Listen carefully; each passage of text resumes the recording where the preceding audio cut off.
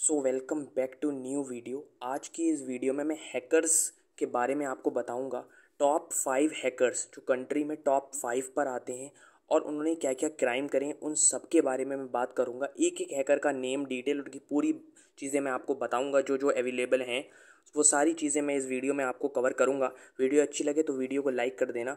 तो चलिए अब वीडियो को हम स्टार्ट करते हैं। सो नंबर 1 पर आते हैं केविन डेविड मिडरिंग। इनका जन्म 1963 को कैलिफोर्निया में हुआ था।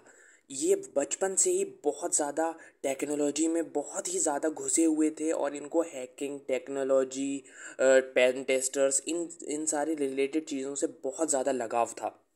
बहुत सारे ऐसे चीज़ें हैं जो इन्होंने हैक कर दी थी।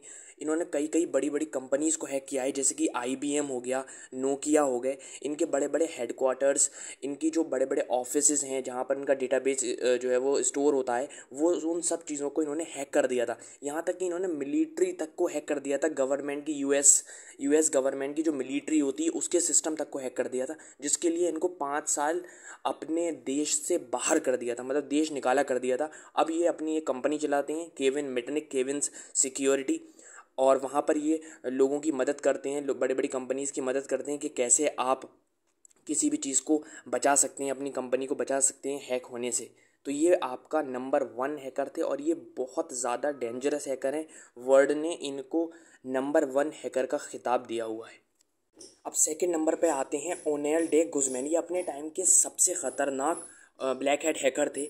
इन्होंने एक वायरस बनाया था, एक ईमेल स्पैम बनाया था जिसका नाम था आई लव यू, और उसके साथ एक अटैचमेंट भी जुड़ा हुआ था जो कि एक और वायरस था जिसका नाम था लव लेटर फॉर यू। इस वायरस ने कम से कम 45 मिलियन US के कंप्यूटर्स को प्रभावित किया था और ये आज तक की सबसे बड़ी कोई भी हैकिंग एक्टिविटी है। बहुत सारे कंप्यूटर्स को इसने हैक कर लिया था, यहाँ तक कि इसने US के डिपार्टमेंट तक को हैक किया था। और बहुत सारे ऐसे कंपनीज थी जिन्होंने अपनी ईमेल सर्विस को कुछ टाइम के लिए बंद कर दिया था ताकि वो इस वायरस से बच सके। इसके बाद आते हैं गैरी मैकेनॉन, जो कि ऑक्यूपेशन से तो एक टीचर थे लेकिन इनकी हॉबी हैकिंग में थी। तो इन्होंने US के डिपार्टमेंट ऑफ मिलिट्री तक को हैक कर दिया था और यहाँ तक भी नहीं, इन्होंने नासा को भी हैक कर दिया था। इन्होंने अपने एक इंटरव्यू में बताया था कि इन्होंने ये सब पैसे के लिए नहीं करा था, बल्कि वो देखना चाहते थे कि नासा के पास दूसरे ग्रह की, दूसरे प्लैनेट्स के की कौन कौन सी नॉलेज, कौन कौन सी इंफॉर्मेशन उनके पास है। वो सिर्फ ये चीज़ देखना चाह रहे थे, वो उन्होंने पैसों के लिए ये सब चीज़ें नहीं की थी। इसके अलावा उन्होंने एक जब नासा को हैक किया था तो उन्होंने एक इन्फॉर्मेशन, एक मैसेज वहाँ पर छोड़ा था जिसमें लिखा हुआ था कि आपका जो सिक्योरिटी सिस्टम है वो कचरा है और वो उसे कोई भी हैक कर सकता है, क्योंकि नासा का उस टाइम का जो सिक्योरिटी सिस्टम था वो बहुत ही ज़्यादा वीक था और इन्होंने इसको हैक ईजिली कर लिया था। और इन्होंने बाद में इनसे कुछ सेंसिटिव इन्फॉर्मेशन नासा की डिलीट हो गई थी, जिससे नासा को बहुत ज़्यादा लॉस हुआ था और बहुत ज़्यादा रिकवरी फीस उन्हें देना पड़ी थी अपने सिस्टम को वापस लाने के लिए। सो नेक्स्ट आते हैं व्लादिमीर लेविन। ये एक ऐसे हैकर हैं जिनकी आइडेंटिटी की पहचान आज तक नहीं हुई है, किसी ने भी आज तक इनको देखा ही नहीं है। इस व्लादिमीर लेविन ने बैंक को हैक कर लिया था और वहाँ से $10 मिलियन हैक कर लिए थे। $10 मिलियन जैसी भारी रकम को वहाँ से हैक कर और बड़े बड़े देशों की बैंकों में ट्रांसफ़र कर दिया था।